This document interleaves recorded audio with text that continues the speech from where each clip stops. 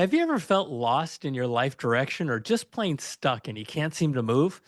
Kirk McCarley is joining me on this Finding Better podcast, and we're going to talk about figuring out career direction. We're going to talk about overcoming obstacles and reinvention in your life. We're also going to talk about finding extraordinary success and with ordinary talent. And we're going to talk about finding joy in the gig economy. We're going to have a lot of fun. Here we go.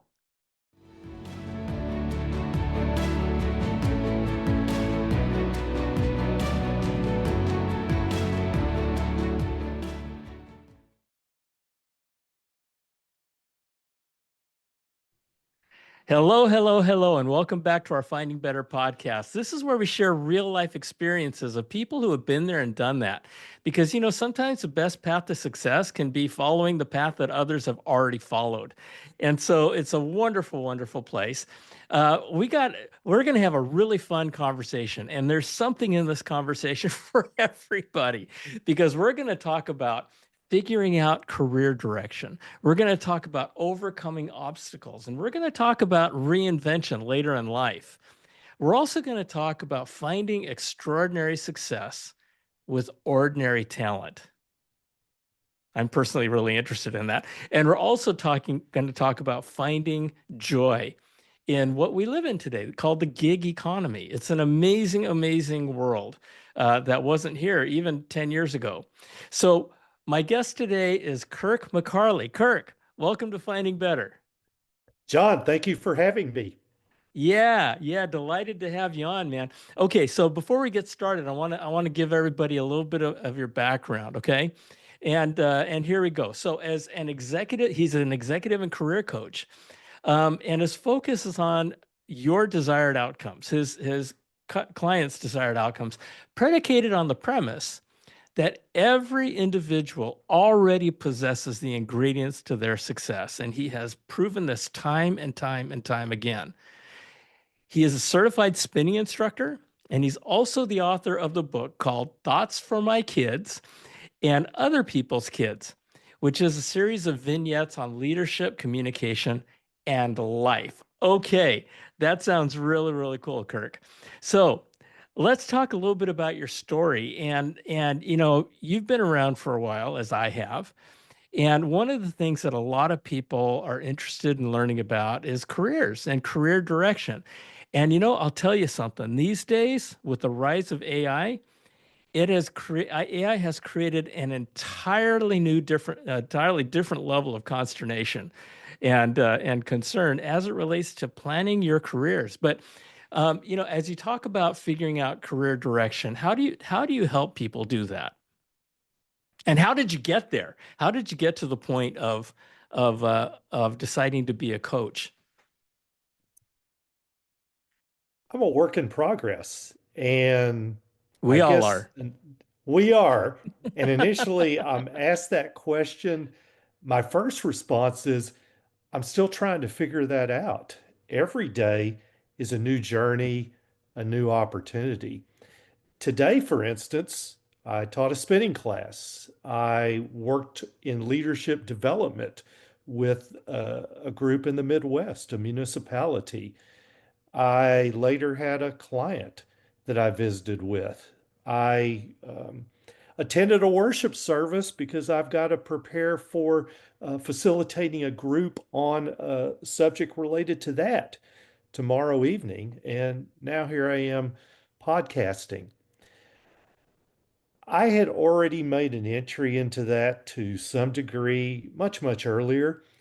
I've been a sports statistician for 37 years now, so that was a detour that I made when I was in my early 30s. I've continued to do that.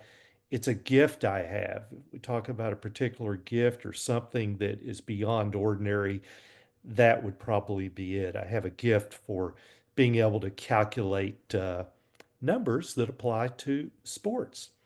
But more Okay. specifically, how did I get into this coaching? I was a human resources person for my 30 some odd year career as a professional. That was my real job. But late in that career, I longed for something else. Okay, I've been doing this a long, long time. What else is out there? I contracted with a coach myself. This was back in 2013. Coach, I'm thinking about several things. Help talk me through possibilities. About the third meeting, I looked him in the eye and said, I want to do what you do. And that's how that launched. And that's had all kinds of tributaries off of it in the now 9 years that I've been doing that. I mentioned group training, leadership development, leading corporate retreats. That's all part of it.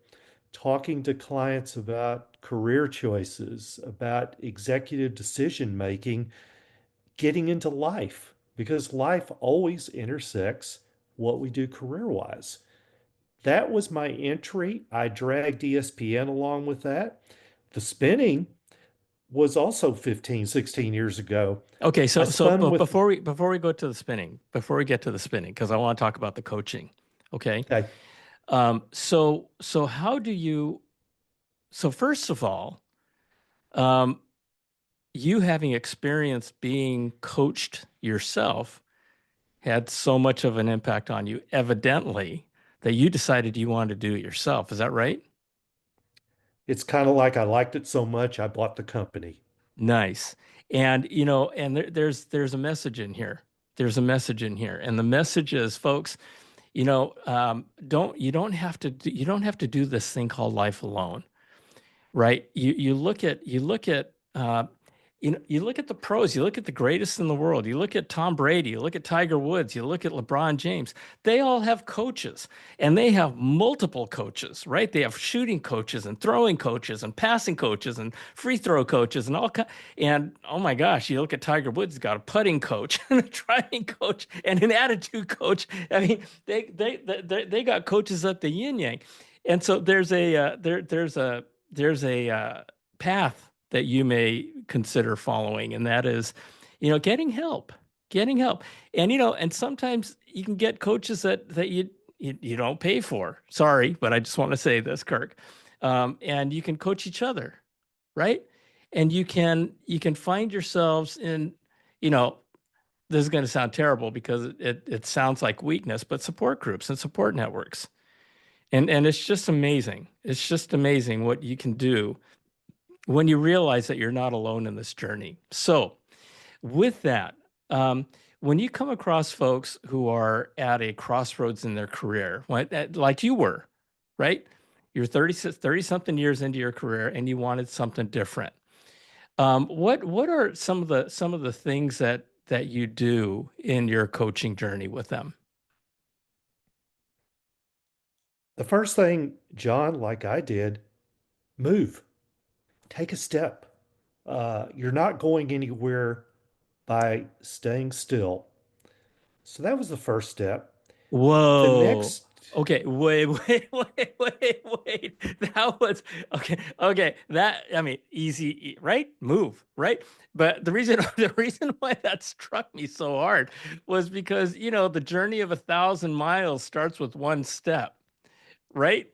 And and move, do something, take an action in a direction, because what I also heard in that is that you know, you remember this in the old days of standard transmission cars, right? Your car would poop out, and then yeah, someone had to sit in the driver's seat holding down the clutch. And then you, in my case, I started trying to push that damn car. And the hardest part of pushing the car was getting it off of dead center, right? But once it budged, and try this sometimes, folks. Try pushing a car.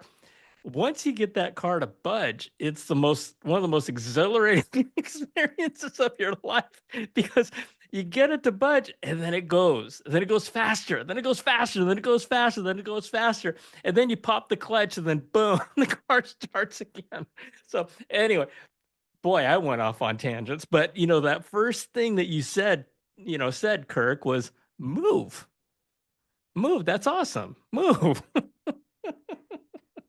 John, for many people, that's difficult. I I know. was Yeah. I I was talking to a woman and I acknowledge that in coaching. And when I come across that, they're probably needing something outside of me, a therapist. But I was talking to a person last week, and she was still sharing her story of depression and has battled that for a long, long time. There are days where she'll spend a couple of hours in bed and can't get out of it. And Uh, so the effort that's required to just yeah, do that, yeah, yeah, get yeah. yourself out of bed, and then how about you make the bed? And then you brush your teeth, and then you change your clothes, you splash water in your face. Now we've got a little momentum going, and that may lead us to the next task. And sometimes, for a lot of folks, like you said, it's that three on the tree transmission. You just need to pop that clutch and take that first rotation in Yeah, order and to so gather that momentum. and that's right. I mean, in the case of the woman who was suffering from depression, really hard. Her, using that same example, um, her budging the car was getting out of bed, right? And then you said move, then move again, then move again, and keep on moving, and you'll build some momentum. Keep going. And we have coaches who are there to urge us, to encourage us along the way. You can do this, building confidence that there can be one step, then two steps, then 10 steps, then 100 steps, and we'll Right, break into a jog. And that's a coach or a relationship who's providing that impetus. right, right. There you go. So, so then, as we're talking about careers, uh, then what? Then I hung out the shingle for coaching, and that was after I attended school and worked towards certification. And then I played the role of the Maytag repairman for a while. Those that go into business, I envy those Yeah, who it yeah, just sparks right from the get-go. But the reality, it's some investment, it's some networking, it's making contacts. I don't like doing that, but son, you better figure that out if this is what you want to do. I never wanted to go into sales, but we're all in a sales profession to some degree. absolute. What Life is about sales. And it so is, as you were talking about your experience, how do you relate that your experience with the beginnings of your coaching to other people that are on their search? the idea of the network is extremely important. People want to help. That I hear so much of that in clients for coaching. I want to have impact. How do you have impact? I help others. I give advice. I listen to them. And I had people that did that and still do as I continue on this journey of still trying to figure out what it is that I want to do. I would observe people who would respond to situations in such a way that I wanted to mimic it. An example, my business took off about in earnest about 5 years ago. What also happened 5 years ago, this little thing called COVID, shutting down businesses Hmm. left and right. We were isolating ourselves. We were going in the opposite direction. But I had to do some self-coaching and ask myself, where does the opportunity lie in this? And it did in the fact that people were not well, but even those who were well were stymied. What do I do next with my career? How do I do this career Hmm. remotely? And so beginning to coach from that standpoint. So that was a very good thing for me. 5 years later, we have now obstacles with people talking about tariffs and taxes and chaos and confusion, this VUCA, volatile, uncertain, complex, and ambiguous um, age that we Hmm. live in. How do we deal with that? There is a way. It's our job to figure that out, thinking so-called outside the box. How do I apply what I picked up, some ideas to prosper? And I would imagine that the way is different is different for everybody. Oh, absolutely. Are there some common things? Are there some common threads that you're seeing that folks listening may be able to get some value from? I like the idea of not allowing yourself to be victimized, first of Mm, all. In other mm. words, this is happening to me. I've observed in life the people that are most impacted by change are the ones that allow themselves to be impacted by change. We may not like the circumstances that we're being dealt with, but it's what we're being dealt with. And it's not so much what's happening as to how you're responding to it. I see that in work, I see that in relationships, No doubt. uh, seen it in athletics. The stories we love are those that overcame and they buckled down, they worked harder, they got themselves healthier, and they persevered. Grit, determination. I just finished reading the story, Iron. I can't remember the last part of it, but it's about a guy by the name of James Lawrence. What he does for a living is Ironman competitions, and he's a motivational speaker to augment that. He's run a triathlon.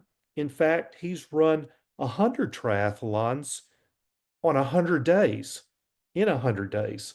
That's a 2.4 mile swim, 112 miles on a bike, followed by a marathon, 26.2 miles.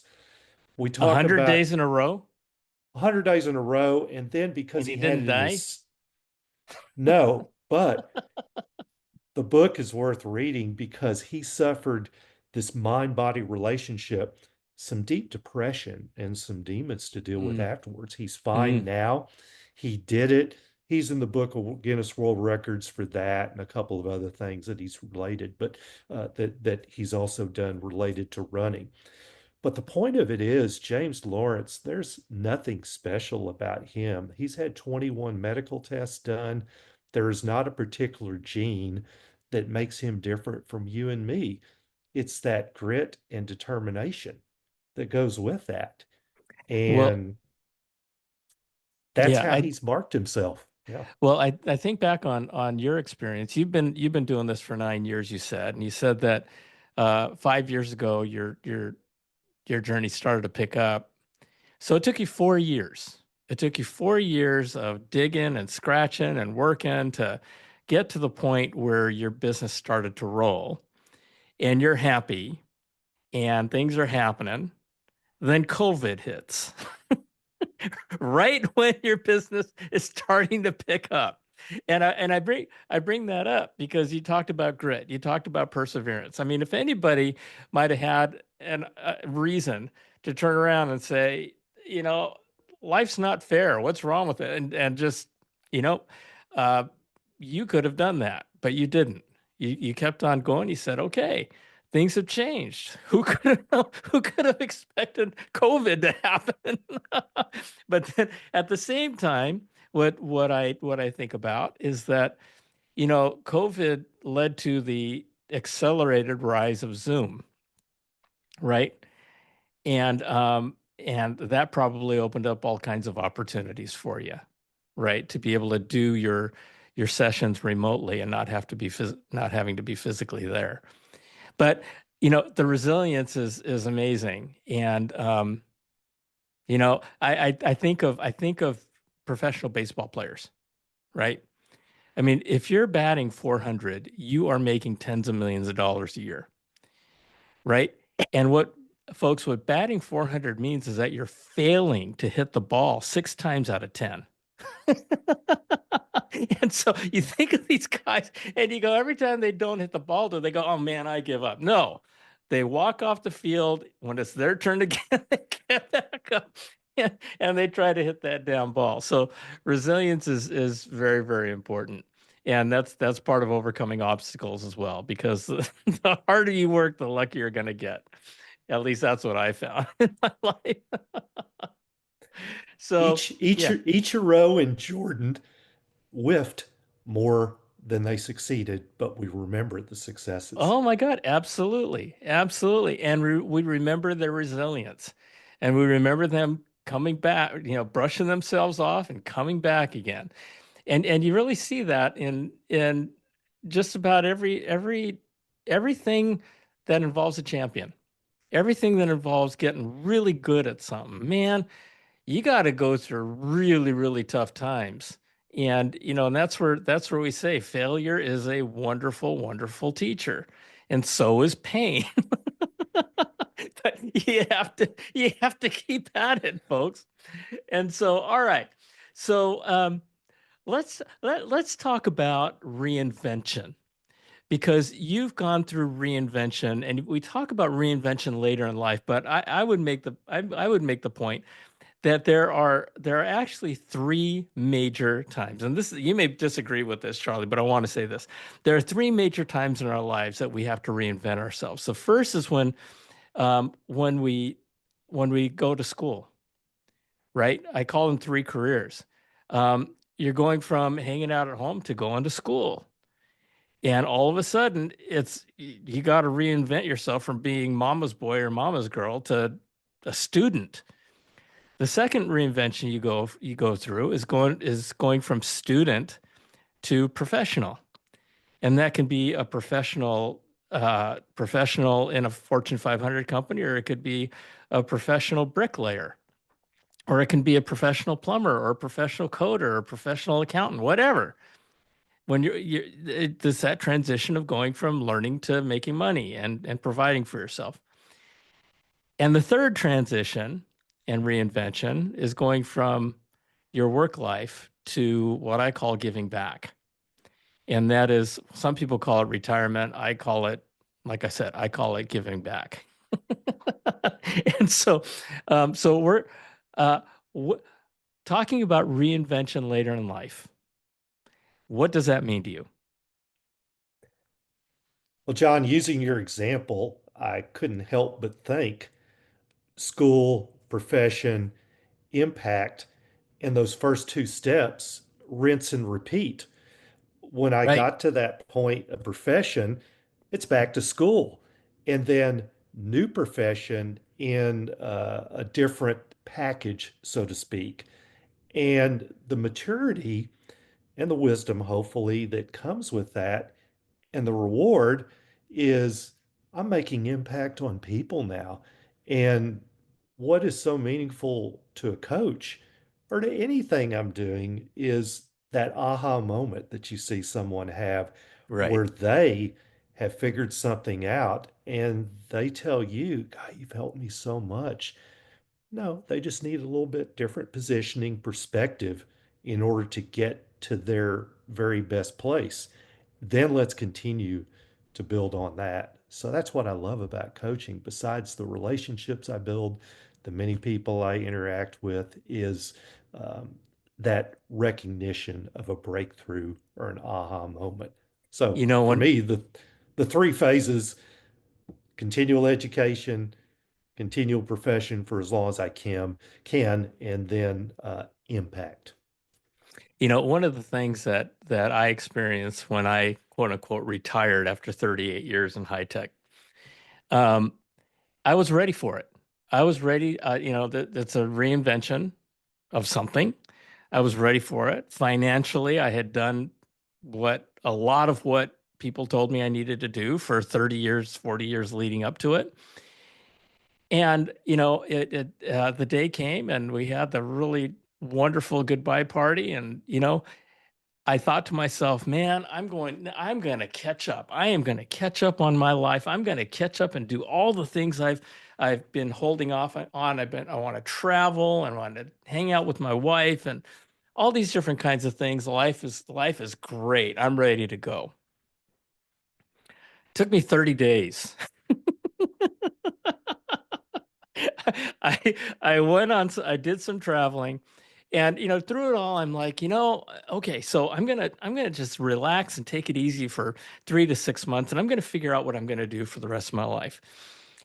The part about wanting to spend time with my wife, the thing that I didn't realize is she didn't have that same vision. her her she didn't have the same vision that I did. She wanted to spend more time with me, but not to the level I was thinking, right? And she wanted me to be in the house, but not all the time.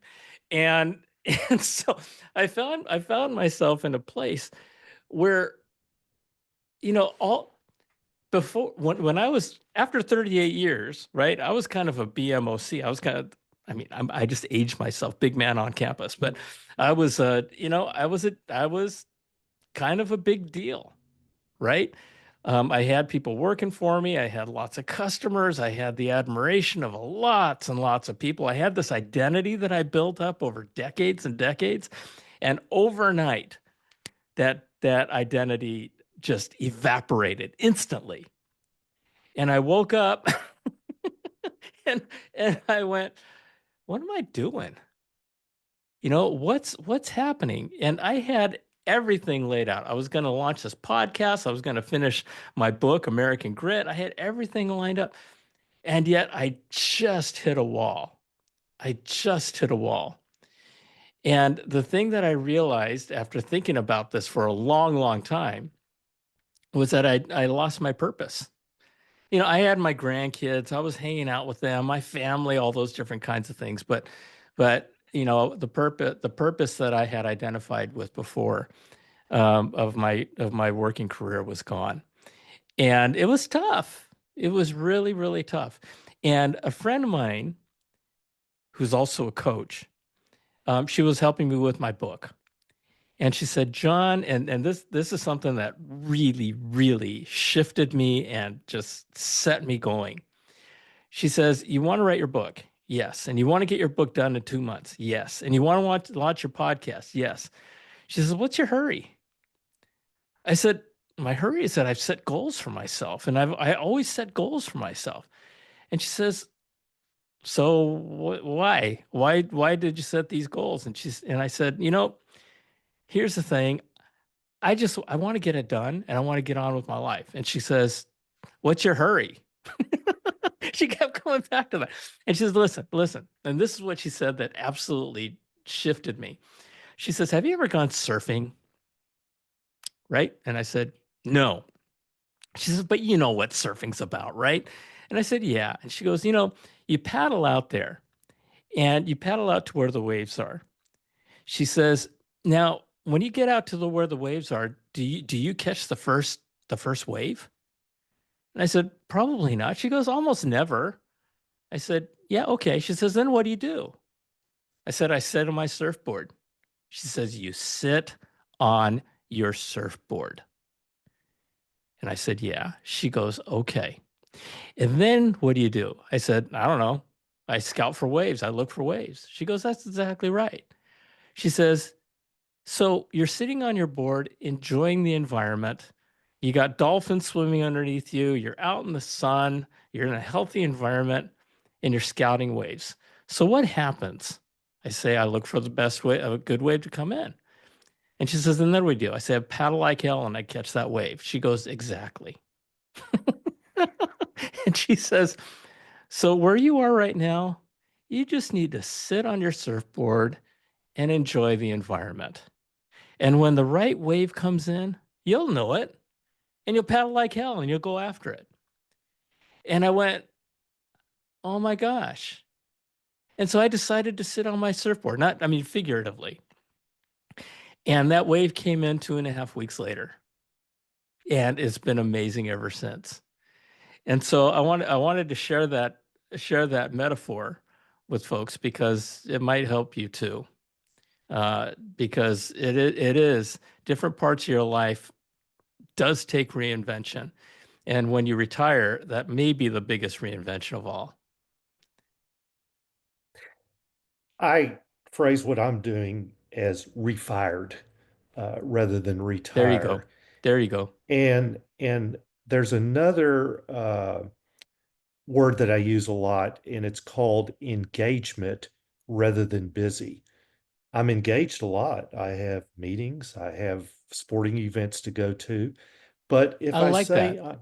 yeah, if I say I'm busy, I feel like that may be saying to someone, I'm too busy for you. And I never want that to come across because we're on that surfboard again. Is there an opportunity that needs to be dealt with at that point in time? Somebody coming into my life that needs to be heard, that needs to be Yeah. ministered to in some way. I love that because when people say, "Hey, how's it going?" You say, "Oh man, I'm busy." Right? Hmm. That gives people an automatic and instant whatever biases people have in their mind about the word busy, they go there. But I'm imagining, saying, "Hey, Kirk, how's it going?" You go, "Hey, man, I am engaged like you can't believe. I am going to ask you, what are you talking about?" Right? And that's cool. And that's cool. And if depending on what you say, people I can imagine people going, "How do you get there? How do you get there?" So that's pretty cool. That's pretty cool. All right, last thing. Let's talk about finding joy in the gig economy. Now, the gig economy is something new for everybody. You and I didn't have the gig economy when we were growing up. And why don't you explain that? Well, it's a lot of things to a lot of different people, but for me, it goes back to agrarian roots to some degree, where you had farmers and they had to perform a number of different tasks. It wasn't just plowing the fields, it was ordering, it was selling, it was fixing equipment. They needed to know how to be good mechanics, they needed to know how to do accounting and finances, etc.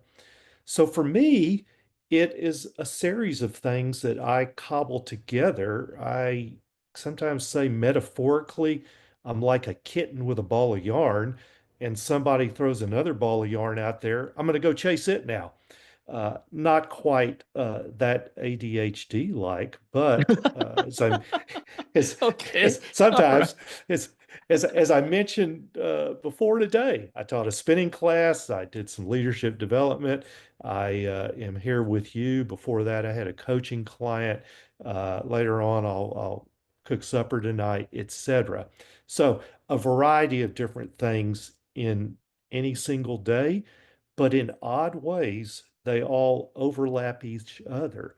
When I teach a spinning class, there's coaching in that. That's encouraging participants.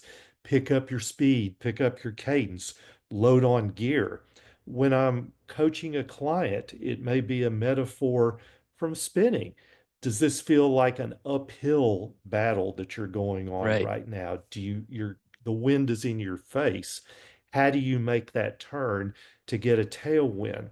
When I'm doing work with ESPN, I'm working with broadcasters. How well am I listening to what they're talking about such that I can insert information which is going to complement the broadcast and bring a higher quality to that? That's a So your coaching your technique definition of the gig comes into economy that. is your definition of the gig economy is doing lots and lots of different things and having the opportunity to do lots and lots of different things, right? It's like if you saw the movie The Proposal, and I can't remember the character's name, but he was Oscar in The Office.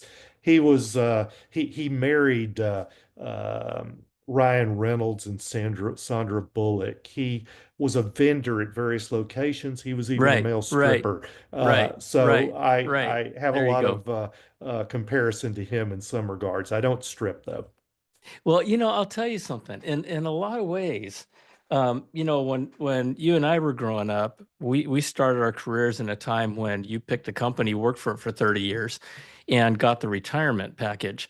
And we found 10 years going into that, when we walked into the 90s, that model was going away like the dodo bird. And back in those days, and for many years, up until I don't know, 10 years ago, it hasn't been that long, you dedicated your life to a company, and you focused all your energy on that. Nowadays, there are so many different opportunities out there because of technology. that are available to you, and more than ever. And so, one of the things that I suggest to people, especially, we talked about careers, and we talked about reinvention, we talked about extraordinary success with ordinary talent. There is so much opportunity out there now for people just through their computers to build any sorts of businesses. My son-in-law, he's a CPA. He has a full-time job. He's got a side consultancy, and he's got a side CPA business. And he can do all that. It's just amazing. It's just amazing. Um, and for those things, for those folks out there, as we talk about careers, I recommend to everybody find something you can do as a hobby that you like to do, and see if you can make some money on it. I mean, artists, for crying out loud, people who make sculptures or clay work or pottery. I guess that's what clay work is. Or they draw and they paint. I mean, if that's your joy, do it. And there may be opportunities to create your own gallery online. Who knows what's going to happen, right? And so, to me, finding the joy in the gig economy is a tool, right? But the joy is in you. And you talk about how every individual already possesses their ingredients for success, right? I mean, using that as an example, if you're a talented artist, you have that in you. Use that joy and use the gig economy as a tool, perhaps as a hobby, but who knows what's going to happen. And if nothing else, you're going to learn. You're going to learn about creating a business. You're going to learn about creating a website. You're going to learn about uh, a number of things. And who knows, like you said, Kirk, who knows where that path is going to lead you, and who knows where the interconnections are going to be. On this little podcast that I do, my whole goal was to lift one person to get out there and if one person reached my podcast, that was a success. As a result of this podcast, Kirk, I'm meeting you. I've met 200 different people who are amazing, amazing people who are sharing their life experiences and what they did, and helping people find that better they want in their lives. And all of a sudden, it's just crazy. And I've got over 2,000. It doesn't sound like a big number to a lot of people, but I got 2,000 subscribers on my YouTube channel. It's crazy. So try it. You might like it. And do so. Move.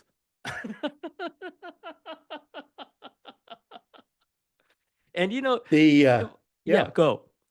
the young boy who's on the shore, and many of us have heard this The story, all the starfish. Yep. starfish have washed up. And the old man, the wise old man, approaches him and he says, "Young man, what do you hope to accomplish? You just saved one, but look at the thousands that are still here." And the boy replies, "It mattered to that one." Yep, that's right. That's right. I've created an extension to that story where the old man and the little boy were talking. The little boy said that to the old man, that I made a difference to that one. And the old man decided to help the little boy, and he started throwing starfish back into the ocean. And then other people saw them and asked them what they were doing. And all of a sudden, a crowd came along, and they all started throwing starfish back into the ocean, and they cleared the beach. And I mean, if we can have an impact on people, to help one person, then help another, maybe other people will join us, right? They moved, John. Then they got up out of bed, and then they brushed their teeth, and then they washed their face, and the momentum was built, and others joined. Yeah. And you keep on going. You keep on going. This has been a lot of fun, Kirk. This has been a fun conversation. What we talked about again, we talked about career direction, We talked about obstacles. We talked about reinvention. We talked about finding extraordinary success with ordinary talent. And we talked a little bit about the gig economy. And it all starts with one thing.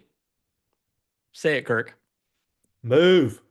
That's right. Move. So with that, Kirk, you got anything, any last comments you'd like to share? Well, it's been my delight to spend time with you. John doesn't talk a whole lot about himself, but you'll see over his right shoulder, he's got this book called American Grit. I've got my book, Thoughts for My Kids and Other People's Kids, and now we're into a book exchange club. So There you go. who knows how we will both prosper because of our intersection with each other. So But thank you you know what? for the opportunity. And we have prospered because of the intersection with each other. And that's a wonderful thing about this life we live in. So with that, folks, this has been wonderful. Kirk, thank you for joining me. I love you. God bless you. Everybody out there, thanks for joining us. You can pick up Kirk's book on Amazon and move. Just move. I love you. God bless you. See you next time. Bye. Thanks, John.